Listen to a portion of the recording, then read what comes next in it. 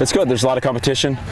There's a few different things we're working on. Biggest thing for us is working on our communication in terms of pre-snap competition, and that starts with ourselves, guys across the ball, guys within our groups, and then we want to make sure that we're celebrating when guys make plays, and obviously we want to score more points this year.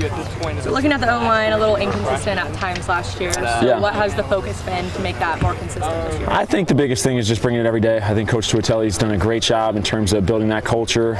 We got some really good competition, got some new additions in terms of the summer, and that's added some depth, and so we're going to figure out who our best 5 are here during fall camp. So someone who was consistent was Mose. Can you just talk about his leadership on the O-line? Yeah, Mose, he is a guy that every day brings a positive attitude and comes to work, and he does a really good job in terms of his communication. He competes. Guy makes a play on him, right? It's setback, comeback, and he's been a great leader for us this offseason. So Braylon was kind of coming into his own at the end of last season. What do you expect from him? A big step, right? I mean, it's a lot for an 18-year-old to be thrown in there as an offensive line playing against 22-year-old guys. And so with an offseason of lifting and conditioning, we expect him to make a big step this year. So you said a little bit about Saga, but really what has he brought to the culture of the O-line?